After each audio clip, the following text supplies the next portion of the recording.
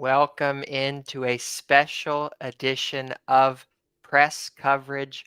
I am producer John here tonight with our two panelists, Evan and Jeremiah. We are here tonight on a very busy night in the world of sports and a very busy night in the world of UNC athletics. So we appreciate you joining us. If you're watching us here live on YouTube, or if you're watching this recording or this podcast later, there is so much going on. UNC sports right now are on two separate ESPN channels. The baseball team is playing against Florida State on ESPNU, I believe, and the women's lacrosse team is playing on ACC Network, I believe, against Princeton in the NCAA tournament. Don't quote me on that last part, but it's a busy night for Tar Heel athletics. Tommy, who might be usually hosting this show, is actually in Florida State covering that game. He took the road trip down there, and that's a super long drive. So be tuned in to his coverage of the Diamond Heels during their critical stretch of the regular season here, that series against Florida State. But we're here tonight for a little bit of a fun show, a little bit of an end of season show. We're going to do some superlatives and reflections on the beat as we kind of wrap up the 2024-25 school year. That's sort of the genesis of this show. Before I get any further, I got to ask Jeremiah, how you doing? Are you enjoying a little bit of a quieter moment on the beat? What have you been up to? Yeah, man, it's good. I'm sitting here right now. I think I got too many tabs open. My computer had froze on me for a second. I was like, hold on, not today, y'all. Nah, man, it's good. Anytime it slows down, you definitely get, some, I guess, more of a rhythm and things like that. Obviously, the way that this program is, the way that this school is, there's stuff going on. But of course, kept up with draft stuff. People are talking about Amari and Hampton. You obviously have transfer portal stuff. So making sure we keep up with who goes in, who comes out. And yeah, just overall coming up with some good offseason ideas. I got something actually coming out tomorrow. That'll be I think a good read for some of the UNC basketball fans. So I'll tease that. Stay tuned for that. But yeah, so I mean, it's definitely been a good change of pace, in these last few weeks here. So yeah, but it's been good. That's awesome. We look forward to reading that article tomorrow. And Evan, big week for you for a lot of reasons. Can you tell us a little bit how was graduation? You graduated, right? You passed all your classes and everything?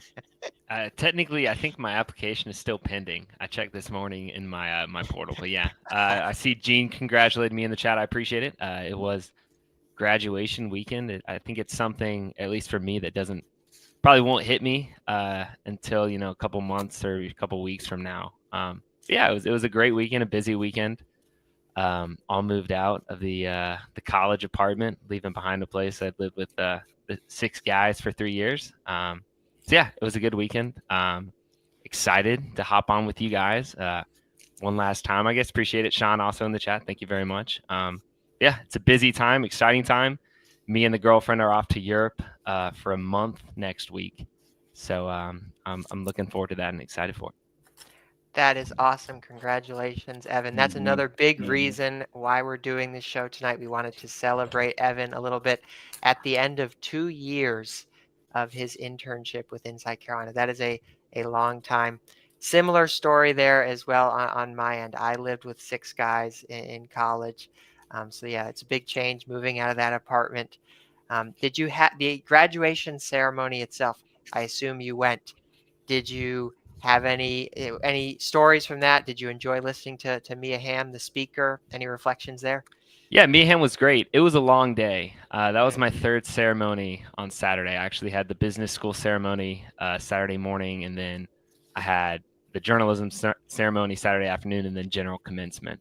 So by that 3rd time around, you've kind of heard the same, your graduation type speech. I even called it before. I was joking with some people while we were walking. I was like, yeah, Mia Hamm's probably just going to talk about, being a part of a team and a team member. And sure enough, that was the speech. But she did great. It was a really good speech and good moment. It's cool to be in the stadium at night. The fireworks go off. You throw the caps. You're kind of just reflecting on the 4 years that you've been with everyone. yeah, it was a busy day, but it was definitely a memorable one for sure. That's awesome. My biggest reflection when I look back on my graduation was I didn't know that they brought the 50-year reunion people out and had them walk through the graduation ceremony. And for me, I was sitting right on the aisle. They kept firing advice at us, like just blasting us with like, make every moment count, all this kind of stuff. So that was kind of a funny moment on my end. You guys got some really cool fireworks as well, which we did not get. Ours was Sunday morning, a tough Right. time for graduation. I think First Jeremiah, thing in the yours. morning. First thing Yeah, in the morning. it's tough. It's tough. So I like the Saturday night ceremony. Well, we have an exciting show for us tonight. I've already seen some of you post in the chat some of your responses. We're going to try to make this as interactive as possible. We have 4 different categories tonight. Superlatives, kind of sticking with that yearbook theme, kind of the end of the year. Totally understand that there are still some more moments that could come for the baseball team, for some of the Olympic sports. The UNC sports calendar is not completely over. We're just going to take a pause here with a focus on men's basketball and football, but some Olympic sports moments might sneak in there. We'll see what happens. We have 4 categories. Best game is the first category. Most valuable Tar Heel, most improved Tar Heel, and most surprising moment, basically, of the last 9 months. So a little bit of flexibility there with the categories as we go through. And the 3 of us have not talked about what our answers are. So if there are any potential duplicates, we will take those as they come. It's all good. We want to get your answers as well. Jeremiah, I'm going to cue this up. I'm going to come to you first. We're going to start with the best game category. There's a lot you could choose from. I personally had 4 on my list. Wasn't sure which way you two were going to go. What is your pick for best game? Guys, I have a slight confession to make. Our initial idea was it was a basketball centered idea, right? So my mind stayed in basketball. So when I was reading it, I didn't realize this was football and basketball. That's But okay. That's great. That's some of great. these categories will still stay, still kind of apply basketball. So best game, the way I took this was individual performance, and I decided to go. And again, I didn't pick from the many, I guess, Amari and Hampton virtuosos. I decided to go with Ian Jackson against UCLA. The reason I did so was because he was still coming off the bench at this time. And this was when there was a lot of pressure on UNC to get one of these so-called quad one games, one of these big games. It was really their last opportunity to do so in the non-conference part of their schedule. And they just needed it. They lost close to Florida. They lost close to obviously Kansas. They dropped a couple against the SEC, so they needed something. And Ian Jackson goes in his hometown, a place that he hadn't actually played before, so he hadn't played at the Garden, and so he came off the bench. Actually, started the second half of that game, and he finished with 24, which at the time was a career high. And part of why I think this one was significant was because they needed every one of those points. Obviously they got to stop at the end. Elliot Cadeau had got to stop at the end, but they really needed that Ian Jackson heater at that time, and that really went along with the stretch that he had, where he was just, pretty much getting 20 points every night, and things like that. So I decided to go with that. I think considering being a freshman, being on that, I think that stage added to it as well. The fact that it was, at the Garden in his hometown, team was struggling. Young guy comes off the bench, does what he does. So as an individual performance, I decided to go with that. I really like that as an answer. It's funny. I took the question slightly differently. There's no rules in this, by the way. Any answer is a good answer. But I took it as best game, as in like best team win or something. And I still had that UCLA game on there, December 9th. That was a huge win for North Carolina for the reasons you outlined there with the quad one aspect. And how about North Carolina just leading for just 50 seconds of 40 minutes of game time and still coming out with the win? Ian Jackson, big game for him. And then also RJ Davis, given his New York connection. So a lot of good reasons to pick that one for best game. Before I get to your pick, Evan, I'm going to throw a few up here from some of our loyal commenters. This one from Gene. For football, the FSU game, and for basketball, the San Diego State game. I like those Yeah. two I picks. had San Diego State as an alternate. Yeah. That's a good one for sure. Scott Dawson with ACCT win versus Wake as his pick. A lot of different ways you could go with this, Evan. A lot of different sports you could go with here. What's your pick? Yeah, my first pick was also that UCLA game, but I have another one. The UCLA game was it was different from a number of factors. I mean, the Ian Jackson kid from the Bronx playing in the Garden, I mean, that just kind of lines up perfectly in many ways.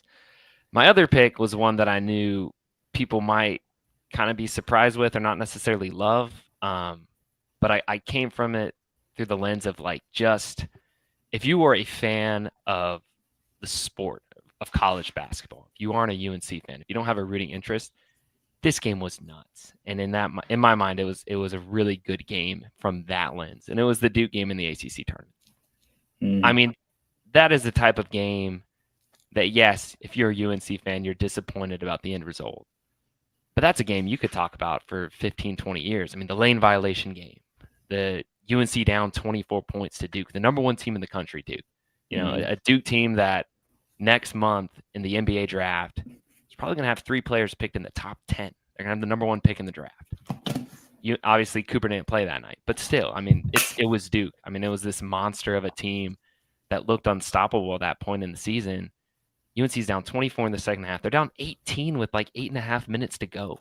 Down 18 points, and they come back and make it a game with under a minute. And it's just this crazy wave of Seth Trimble in transition, Van Allen Leuven hitting, post moves over Malawach, who is almost a foot taller than him. I mean, it was crazy.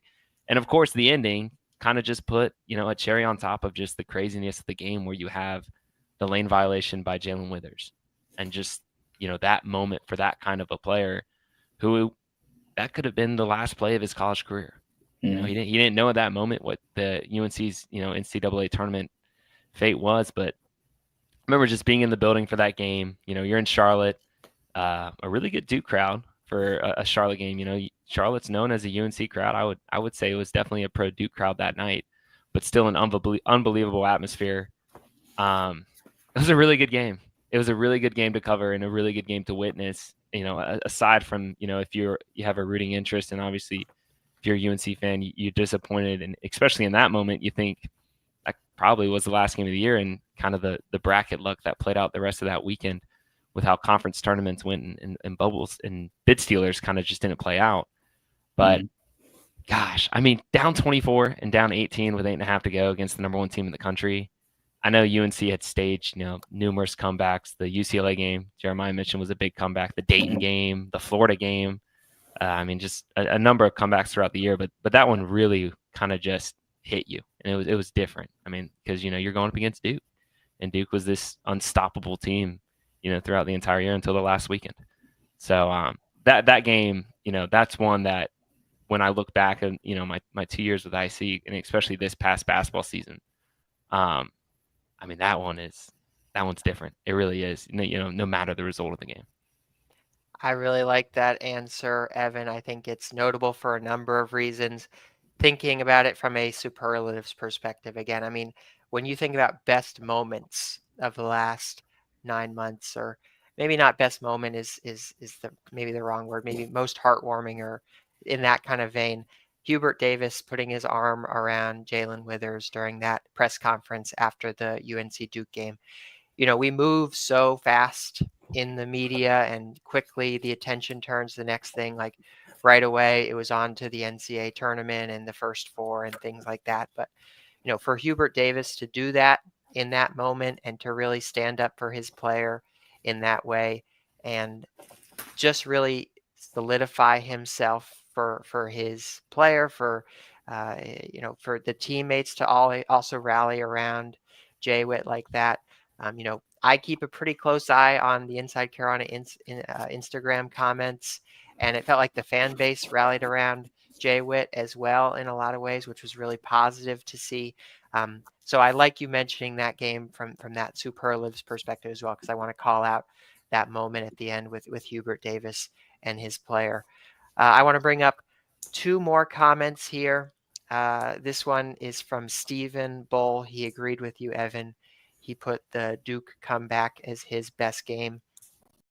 So, Scott, this one was on my list. It really, That's it valid. was, That's valid. it was on my list. I just couldn't do it. It was a 19-17 game. I understand that it was a walk-off, winner with that kick and things like that, and that was certainly exciting to go into a very quality Big Ten team and win on the road. But I just couldn't do it. So I'd that have one, to pull up the numbers. I think that was the fewest passing yards in a win by UNC in like 20 years. It was Yeah. unbelievable. yeah, Yeah. best game. It's like I just there's something in my heart. I just can't do it. So I have two games that I will throw out there. The other two on my list, like I mentioned, December 21st, UNC UCLA. I threw that one on mine. Jeremiah, you took that one. I'm going to throw out December 9th, North Carolina winning the 2024 NCAA Division I Women's Soccer Championship, the program's 23rd national title, first since 2012. Interim head coach Damon Nahas with that win. That is so massive. We know how critical that women's soccer program is to UNC athletics, and for them to get back on top with so much going on with that program, that was really exciting. So I'm going to throw that out there as best game. And then Jeremiah, I know you'll appreciate this one. You may even have covered it. I can't recall, but I put February 16th, North Carolina defeating NC State in Carmichael on that Sunday. At the time, North Carolina had won 3 in a row. That was their 3rd in a row against the Wolfpack.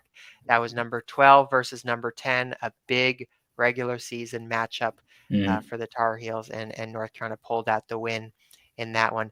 Jeremiah, if you remember that game, any reflections on that UNC NC State win? I want to submit that out there as best game as a candidate.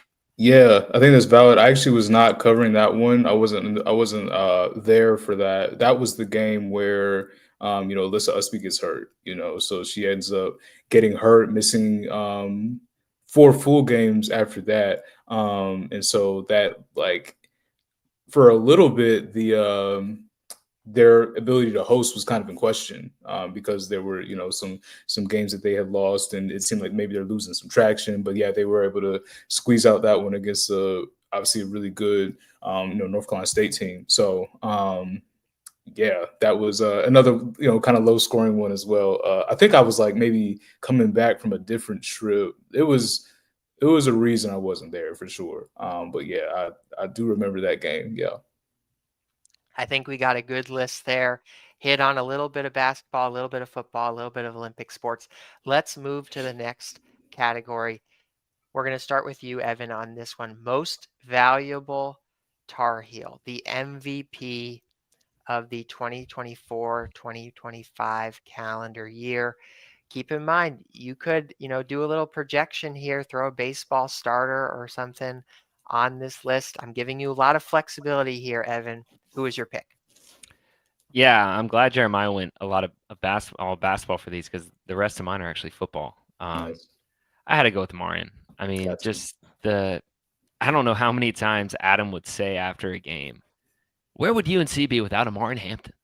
I mean, he said that at least 20 times, I mean, and we're talking every game. I mean, it was almost every game, I mean, it's true. I mean, where would this UNC team been without Amarian Hampton? A guy who finished 3rd nationally in rushing yards. The only 2 guys who rushed for more yards than him were Ashton Genty, the runner-up for the Heisman Trophy, and Cam Scatabo, who lit the world on fire for a weekend there in the college football playoff. I mean, that's an incredible list to be on. Take it a step further, number 1 and 2 in the country in yards after contact, it was Ashton Genty and Amarian Hampton. I mean, he was unbelievable. He was, the most consistent player, arguably, in the ACC. I mean, there was a stretch there. I think it was 8 games in a row he had at least 100 rushing yards. The only games he didn't have 100 rushing yards this year was the Charlotte game, where he didn't play the second half because he got dinged up and they didn't want to risk injury, and the Boston College game, which you blinked and UNC was down 21-0, and UNC kind of had to throw the ball the rest of the game. On top of that, he was the 3rd leading receiver on the team. third leading receiver as a running back. So I mean, it had to be Amari Hampton. I mean, you know, an All-American, a man of few words, as us in the media kind of joked out throughout the year. You know, it was hard not to write about Amari Hampton, but it was hard to write about him at times because he just wouldn't say much.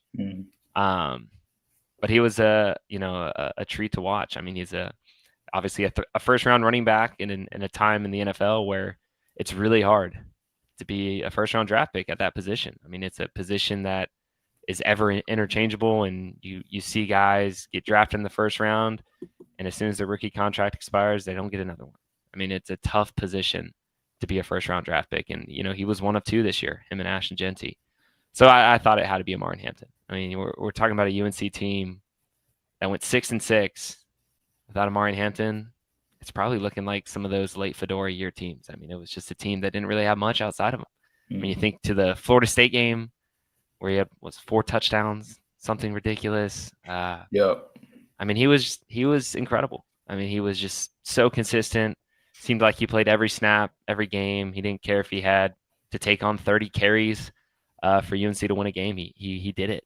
And I mean, I could argue, you know, as crazy as it sounds, considering just the type of quarterback play that UNC had come through over the last couple of years, at least in my very short lifetime of only 22 years, you can make an argument Amari Hampton's the most accomplished UNC football player, being, you know, a multi-All-American, All-ACC guy, you know, tops in the country back-to-back years.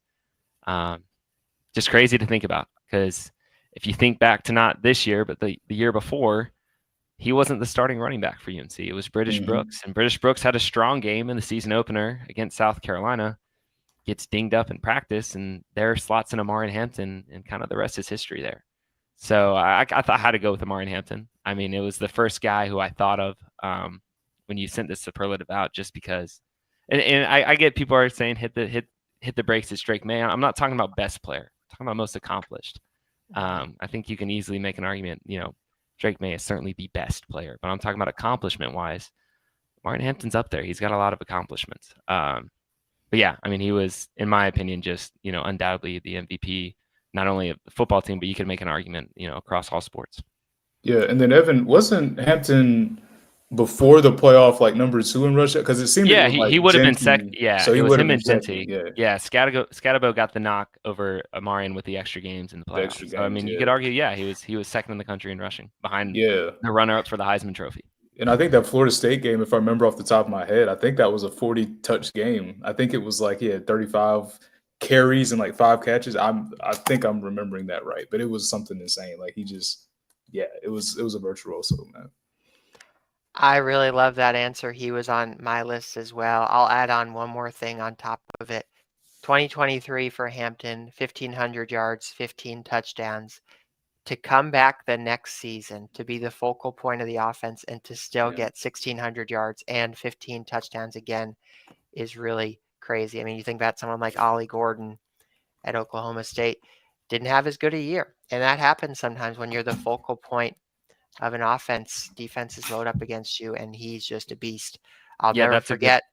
That's a good point, John. Like, Amarian was the focal point this past year. I mean, all due respect, no one was game planning for Jacoby Criswell to throw for 500 yards on him. You know, teams were loading the box, and I'm sorry to interrupt you, but yeah, that's a great point. I mean, he was 1, 2, 3, 4, and 5 on the scouting report for teams that played UNC this past year.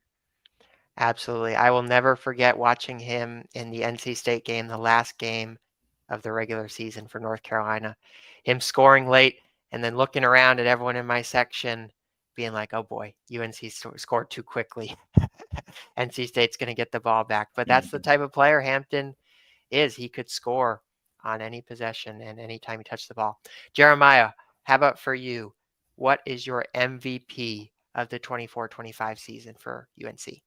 Yeah, I'll kind of go, I guess, a different route with it. And it's interesting that you introduced the women's basketball portion of it. I would have probably said, I definitely would have said Hampton. I'll go Alyssa Usby, actually. You know, the reason I'll do that is because she catalyzed a UNC team that's hosted for the first time in 10 years in the NCAA tournament.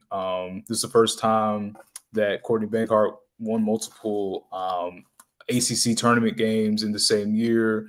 She had a big part to do with that. Like I mentioned earlier, when she did go down, their status was up in the air a little bit. They won 2 games, lost 2 games as far as full games, because they did end up winning that state game. She finished the year with 10 double doubles. I would have thought it would have been more, but it was 10 because some nights you're like a point away or maybe you're a rebound away.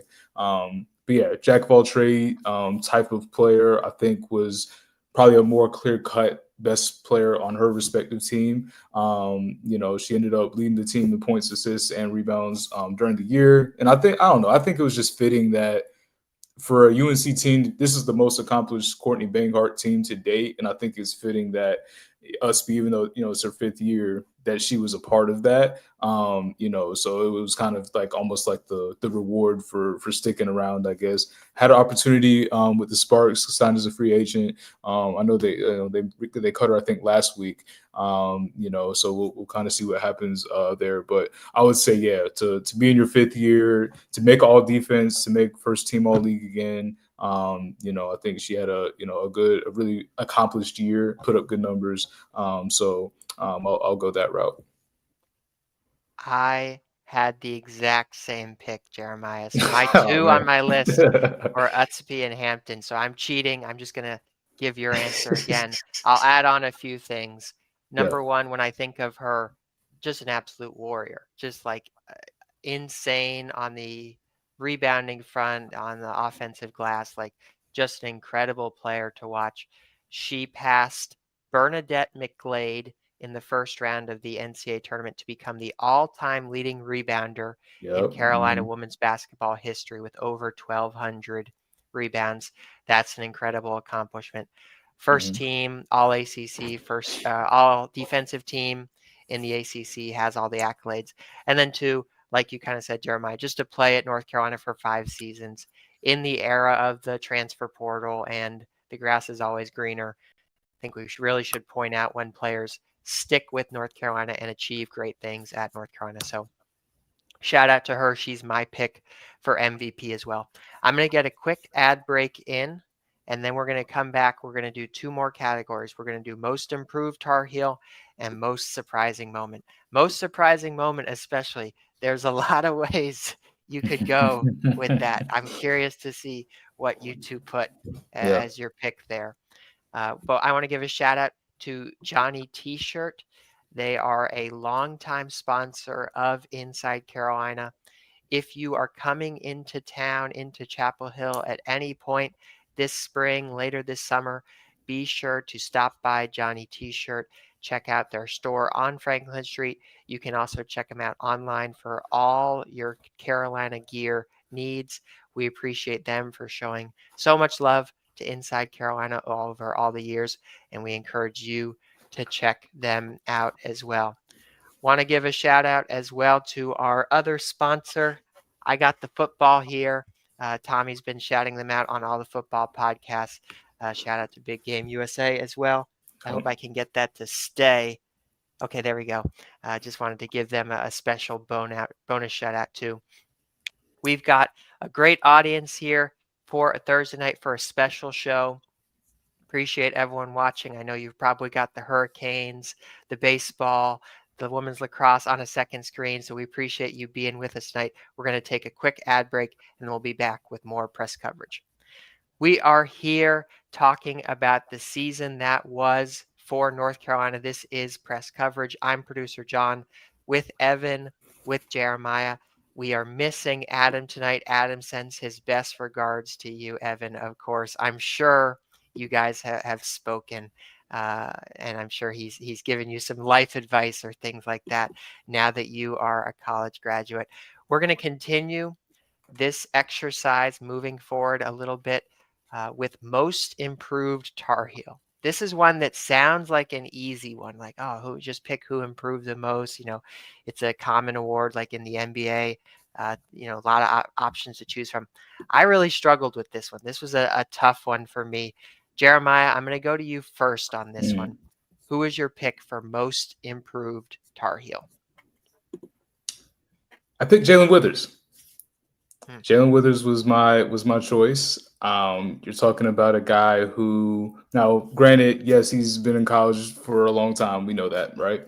But if you're just talking about this year, a guy who began the year in the starting lineup, which in itself was a little bit of a surprise because of the fact that you thought Kate Tyson would start the four, because Kate Tyson started the four in the exhibition game. But Jalen Withers starts the year at the four, gets a double the first game, goes to Kansas, has a pretty good game. Then he fades out of the rotation for a while. Just kind of, didn't get in the game as much. Like, it would be nice where it's like, I mean, he's playing less than 10 minutes a game. So he's really not even in the rotation. Like, if you look at some of the games, there was another play, and I don't know if I have to resort to it, so I won't say what game it was, where something happened and the dude, it's like the end of the game. He's like on the bench clapping, like not even in the game. And then everything kind of turned around in that Syracuse game where he gets the 19 points, and he knocks down the, a lot of threes in that game. And then the run that UNC goes on to put themselves in position to controversially make the tournament, sure, but even to be in that scenario, a lot of it had to do with his play. Now, I think there's, the play of others and things like that. I'm kind of, leaving the door open a little bit for y'all, but I think his play had a lot to do with what they were able to do, because then they were able to use real lineups. Like, you had a lineup where it's like real point guard, real shooting guard, a real three, a real four, and a real five. And for a while, they couldn't do that. Like, they changed the lineup so much. They were trying to put some nights this guy would start, other nights that guy would start. But once he started giving them consistent minutes, his game improved, his numbers improved, and then that team just went on a different trajectory. And so I think his improvements led to team improvement. So that's kind of one that I took. I'm interested to see, like, what you guys, because like John said, it wasn't the easiest one to pick, but kind of sticking to my guns, so to speak. I'll just stick with what I originally had. I think that's a really good answer. Some people on the message boards agreed with you.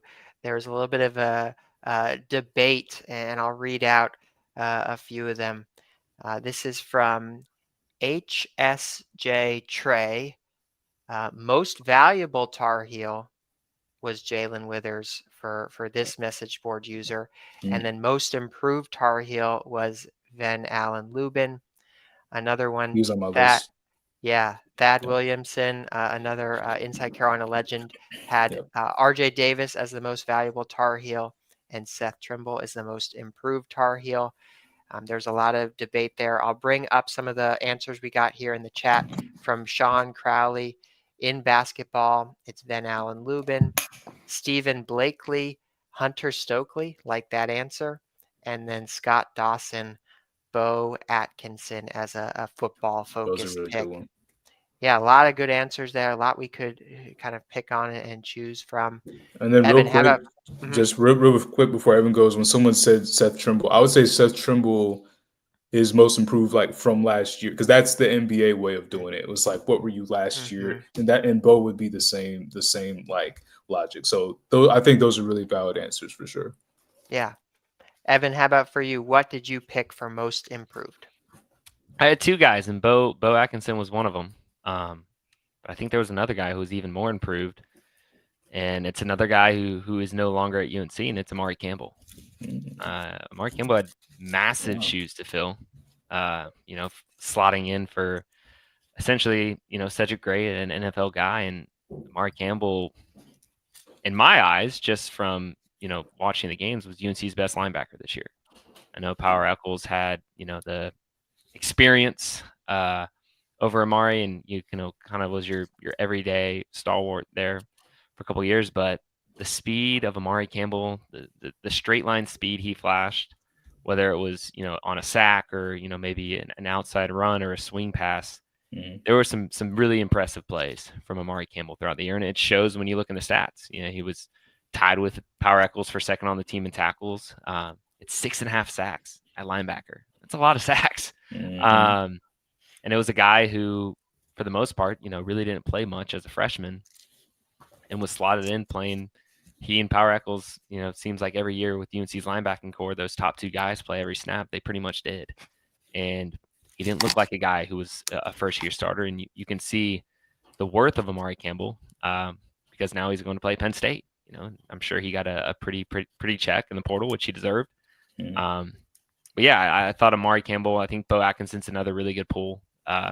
Leading the team in sacks this year, he really flashed during that stretch, kind of late at the end of the year. Whereas I feel like Amari Campbell, from day one, really kind of asserted himself as a leader in that linebacker room. There even got to a point, I don't know when during the season, but I remember Mac Brown mentioning it during one of I think it was Mac who had mentioned it during one of his weekly press conferences.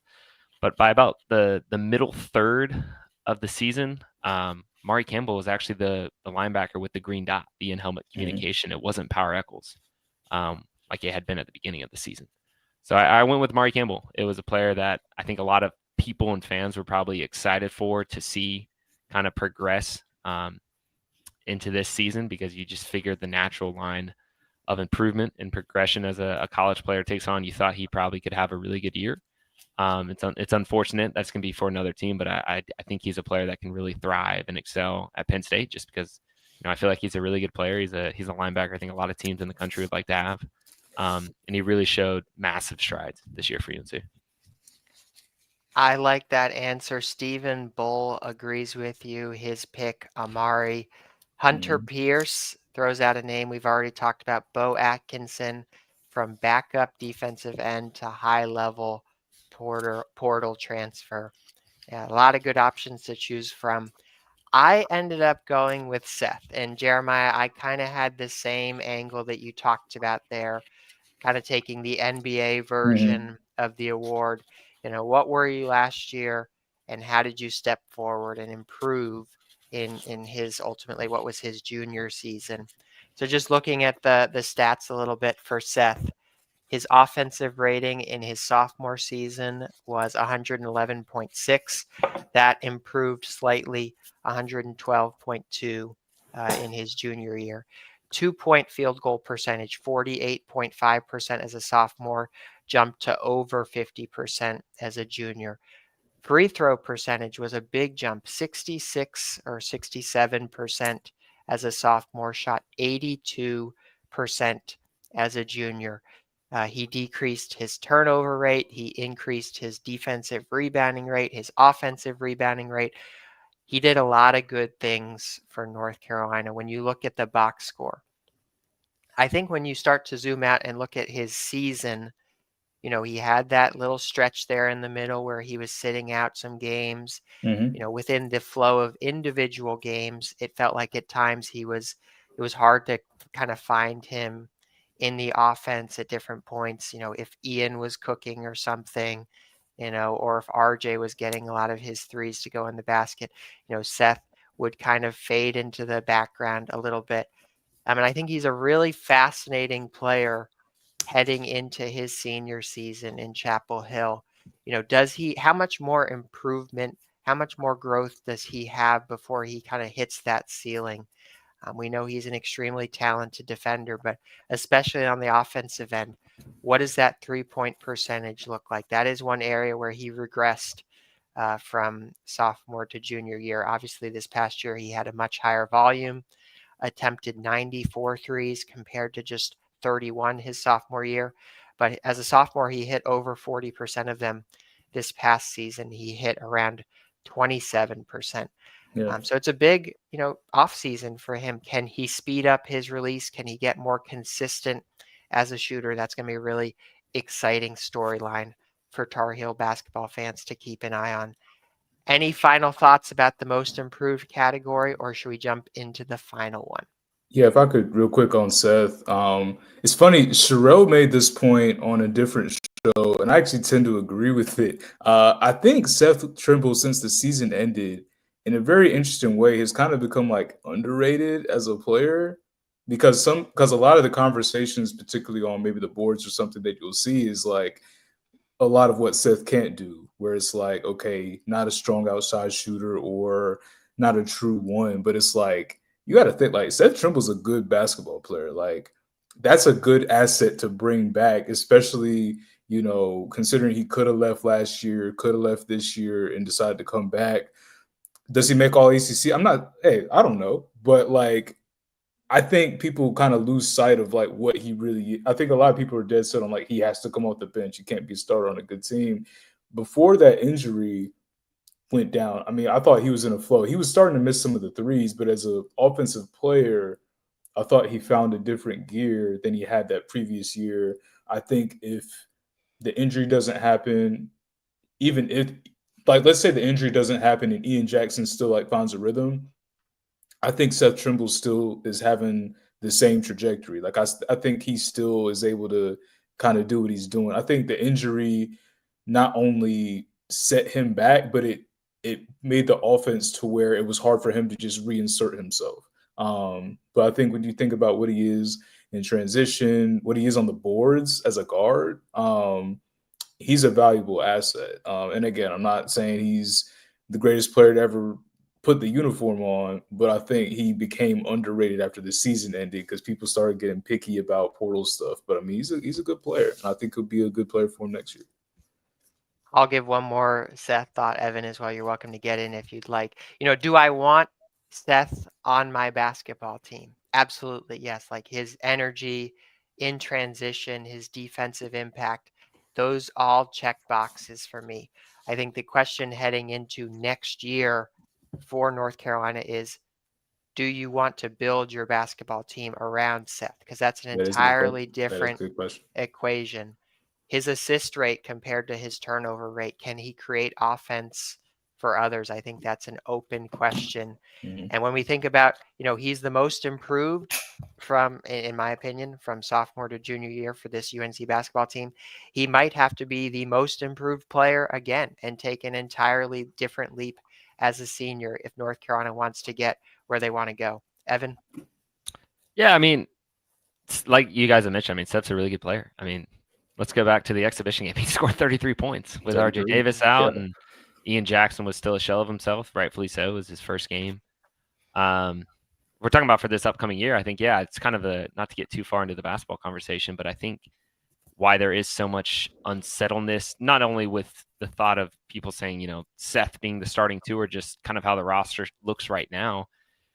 Hubert Davis and the staff are banking on a lot of guys who are unproven. Mm-hmm. And if 3 or 4 of them hit, you could have a pretty good basketball team. If one of them hits, it could be a struggle. I mean, Kyle Evans is a player who has started for 1 season and has shown flashes of being a really, really good guard and a really good scorer. I mean, he outdueled PJ Haggerty in the NCAA tournament, and PJ Haggerty is considered by many to be, if not the best, one of the best players in the portal this cycle. Henry Vesar is a player who's really only played 1 year of college basketball, and everyone thinks he has this potential of being, an NBA type player. Jaren Stevenson, though he played 2 years at Alabama, reclassed a year early, and it was a former 5-star guy before he reclassed. And then even Jonathan Powell, the kid from West Virginia, he's coming off just his freshman year. He's still got a lot to grow into. So there's a lot of players on this basketball team that you don't know what they're going to be. And, the thought of how they can mesh together, there's combinations that I think in my head that could really, really work. And it could be a really good team. But it is going to be dependent on how a lot of these players improve. And, that doesn't even go to mention the freshmen, obviously, with, Caleb Wilson or Dixon off the bench. There's a lot of uncertainty and question for a year that, I'm not even reporting this, but it's kind of understandable that, this is a make or break year for Hubert. He's banking on a lot of uncertainties that could either go right or wrong. I'm not saying that's a poor or the right approach. It's just kind of the reality. And I think maybe that's why there's some uncertainty or anguish amongst people, just because, the last however many years you want to go back, there was almost always at least one piece you were confident about. You were confident RJ Davis was going to be your leading scorer. You were confident Armando Bacot was going to get you a double-double. You don't have that this year. You don't really know what any of these guys could be, but they all have shown flashes of really high ceilings.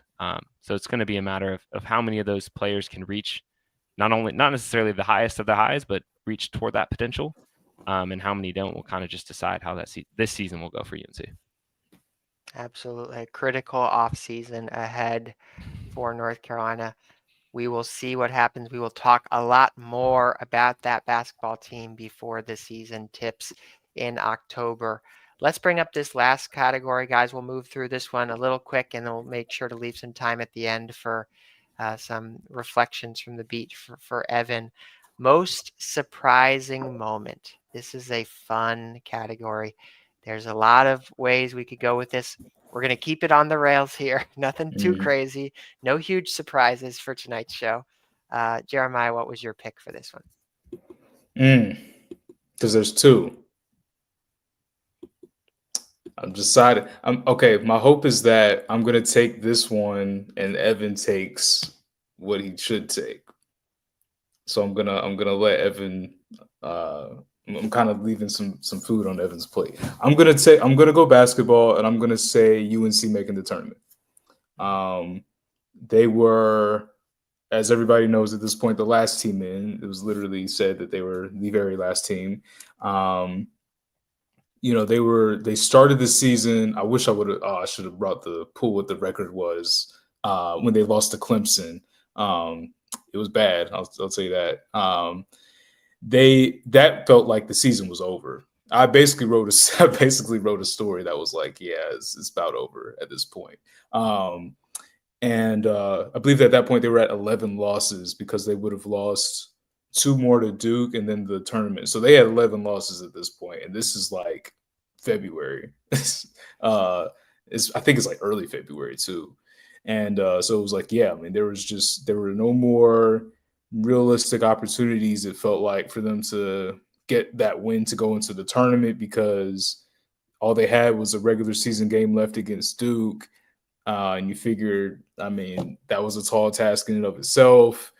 And then even some of the games against teams that they were better than, some of those games they didn't even win at that point. So you're just like, man, like the way they looked, they just were not connected. They couldn't figure it out. Like when they got down, they got very down. Like it was just like bleak. It was very bleak. So the fact that they went on the run that they did going into the ACC tournament was pretty surprising.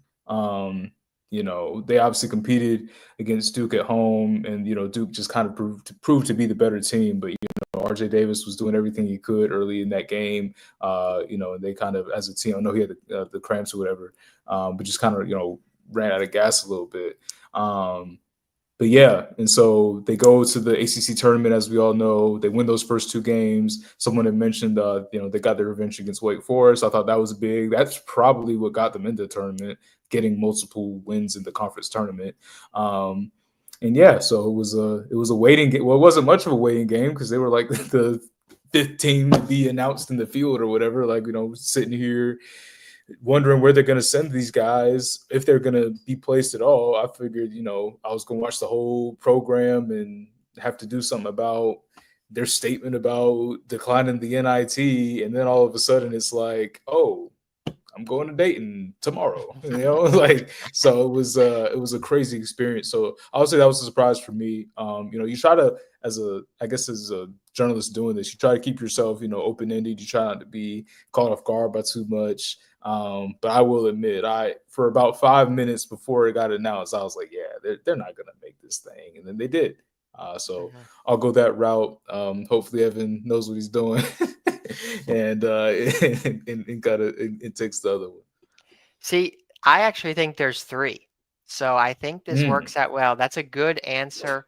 Absolutely a surprising moment. The shock of Selection Sunday, seeing I could see 3 there. If you're thinking one thing, I actually 3. Yeah. Let's see, Evan. Let's see. Unless you shock me here, what is your pick for most surprising moment? Yeah, I know the 3 I think you guys are talking about. There's no surprises. Me and Stephen Bull are aligned again. That is my burner YouTube account, for anyone wondering. No, I'm just kidding. But yeah, it's the Bill Belichick hire. Yeah. I mean, that Bill Belichick. Are you serious? I mean, it's still something, 6 months removed now, 5.5 months removed now. Doesn't feel real. We're talking about the greatest coach in NFL history, who has never coached a down of college football, coming to UNC to coach football at age 73. I mean, it's unbelievable. And it's still unbelievable. And it's something that is going to be fascinating until we're on to TCU. I mean, it steals all the headlines. I'm fascinated to see how ACC Football Media Day looks this year in Charlotte. I'll be tuned in from afar for sure. That is going to be incredible just to see how that plays out, how the coverage plays out. It's something that, yeah, it's still something I don't think people have really processed. I certainly have not processed.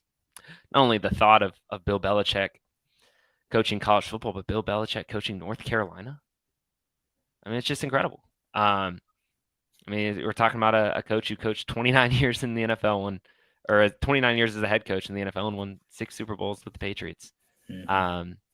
And obviously the attention it's gotten since the hiring is that, and I think there's faults on many parties involved with how that's kind of transpired. But I think at the end of the day, as soon as you get to that last weekend in August, it's going to be a ride for the media, for fans. It's going to be something. I think they've actually done a pretty decent job of overhauling the roster. I don't know if it was, I mean, just kind of just the reality when you have a coaching change and when you have the transfer portal, how it's constructed, you're going to just have a bunch of influx and people leaving and people coming in. I know a lot of people, and it's a good number. I mean, it is the 9th rated recruiting class by 24/7 Sports. Recruiting class rankings, transfer portal rankings, they're tough. They're kind of difficult to look at just because I've said this a million times. Transfer portal a lot of the times is more fit than the talent, and especially with how recruiting rankings or transfer portal class rankings work. If you have a lot of transfers, your ranking is going to be higher. For an example, when Deion Sanders was in his first year at Colorado, that offseason, the 2023 offseason, Colorado had the number 1 transfer class, and it was because they had 50 plus transfer commits coming in.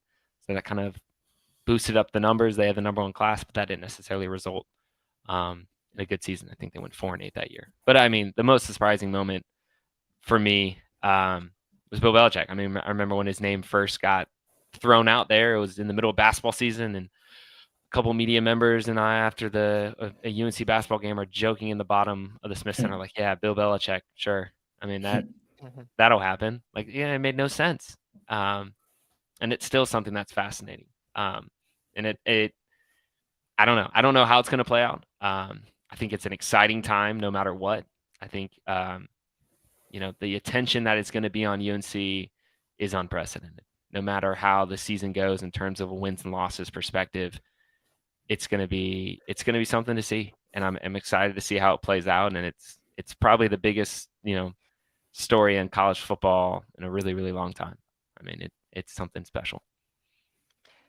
That is an excellent answer. I will take the third one. Sean called it out there. I'll bring up your comment, Sean. Yeah, Giving up 70 good. points at home to James Madison Yeah. and putting up 50 points in that same game and losing. That is a game I'm going to remember for a long time. Just shocking, beyond belief. The second quarter in particular, just like kind of looking around like, what in the world is going on?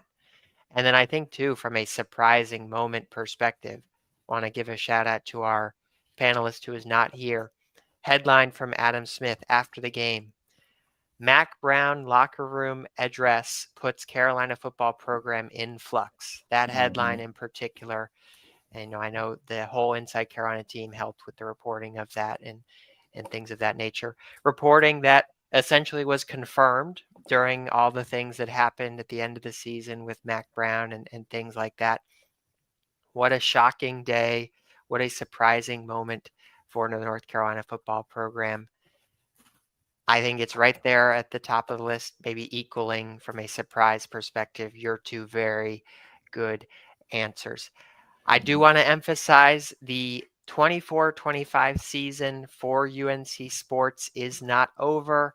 Like I said, baseball with a critical series down in Florida State right now. Tommy, Ashley, and the Inside Carolina crew will have full coverage of that. Of course, all the Olympic sports things going on. I pulled up a little list here. Rowing is in the ACC championships, track and field in the ACC championships. Softball, I believe, is hosting a regional. That's awesome for them. Women's tennis in the NCAA semifinals. My mom would be mad if I didn't mention the women's tennis team. So a lot of UNC sports still going on, but we want to just take this little moment in time to talk a little bit about some of the UNC sports here. Last superlative, Evan, goes to you. You can answer this however you want to. Best moment from the beat from your 2 years, however you want to take this answer, but just reflections on your 2 years as an intern at Inside Carolina.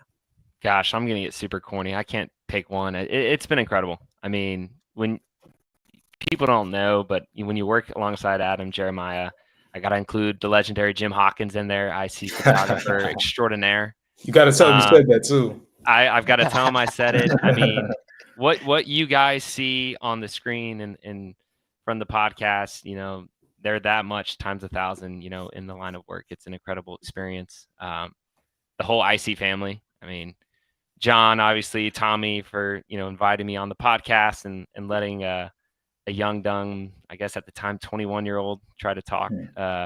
Some Carolina sports was dream come true. Obviously, Ben Sherman and Buck Sanders gave me the opportunity way back.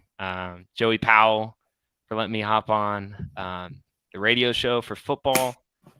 I'm not naming, everyone involved, but everyone at Inside Carolina. I mean, this truly was an incredible experience.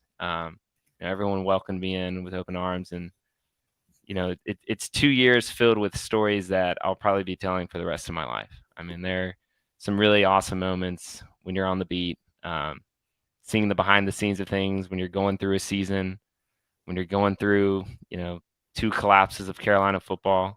I like to make the joke when UNC football collapsed. I'm going to use that word, collapsed these past 2 seasons. I had 2 games as an IC intern where I was essentially the head beat writer. I was the lead guy because Adam and Jeremiah, when it's crossover season, they have to cover the Thanksgiving tournament. So the first year was the game at NC State where it's just a collapse, absolute beatdown. And I'm trying to, this is my first game by myself. I'm trying to ask Mac the right questions and just trying to get all the details. And Adam and Jeremiah are down, I think, was it the Bahamas? Yep, that year. Yep, enjoying probably some pina coladas or something. I don't know. It was, and I'm 40 degrees and cold at Carter Finley. And then this year, Adam and Jeremiah in beautiful Hawaii. I mean, they got this nice long week in Hawaii. And I'm up at Boston College trying to ask Mac Brown if, he's going to have a conversation with Bubba Cunningham. And, those are moments that you have to grow up fast. And they were great moments for me. And, it's all because of the opportunity that Inside Carolina offered me. As for what's next, actually am moving to Chicago for work. Me and my girlfriend are moving up to Chicago in the beginning of July. So if anyone's up there in the Chicago area, please, feel free to reach out. I'm excited for what's next. It's been an incredible run at Inside Carolina. I like to say this is not a goodbye, but maybe talk to you soon. I'll just kind of tease that out, but I'll be posting something with more updates along that front. But yeah, I mean, thanks to the entire crew at IC. I can't recommend this enough for, who has to fill my shoes. It's been an incredible time. And yeah, I just can't think, obviously the most important people, obviously, who make this all happen are the listeners. I mean, you guys, coming in here every week, being involved in the chat. It's been a great time.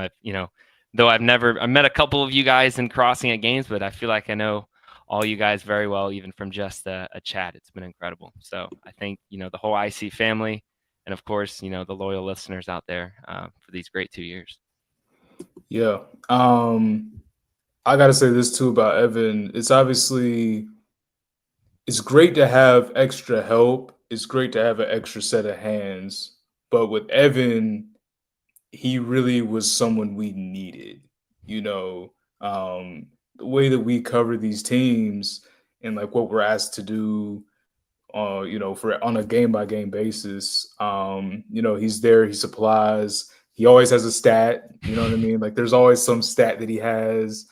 He's willing to do the grunt work. He'll do the Q&A stuff. He doesn't complain about it. He just does it. He comes up with great story ideas as far as the sidebars. he's mentioning, when we're out of town, the games that he has to kind of go do. But the thing about it is, I think when we think about it on our end, it's like, let's just make sure Evan's in the right spot. He has his logistics. But when he's covering the game, we know that he's going to take care of it. He came in with really good experience, and then he gained even more being at IC. So, Evan was someone that was a real asset to our team. If whatever needed to get done, if there's like an extra video, extra story, an extra pre-write, he stepped up to the plate and he just did it, man. So, Evan, thank you for the last 2 years, being out here, man. You definitely have grown a lot. You helped us out a great bit. I'm excited for your new opportunity, man. I got to go to Chicago last year. Chicago was great, so great food. So definitely enjoy the food up there. But yeah, man, just, everything you got at IC, man, just carry it on over to anything else you do in life. You know what I mean? Just the willingness to, step in, help out. But yeah, you were, you helped us out a lot, man. So I definitely appreciate you for that. Thank you. Appreciate it. I love this comment from Scott. Feel like we lost another to the portal. There we go. We lost Evan to the portal of life as he moves on. Shout out to you, Evan. Awesome job the last 2 years with this internship. Real quick, I will finish since it's kind of the last podcast of the year a little bit. Obviously, we know podcasts will continue throughout the summer. Quick second. Wanted to shout out John Siegley, who does a lot of great work behind the scenes, helping produce these podcasts. And then shout out to Michelle. She does a ton behind the scenes. She helps us with the backgrounds, the podcast redesign, all that stuff. So shout out to both of them as well. We are coming to the end of our show tonight. Appreciate the loyal listeners here. Gene, Sean, Melinda, Scott, you guys know who you all are. Appreciate you tuning in live. Enjoy watching the baseball the rest of tonight. Enjoy watching the Hurricanes as they continue to move forward. Appreciate you all spending some time with us, and we'll see you on the next show.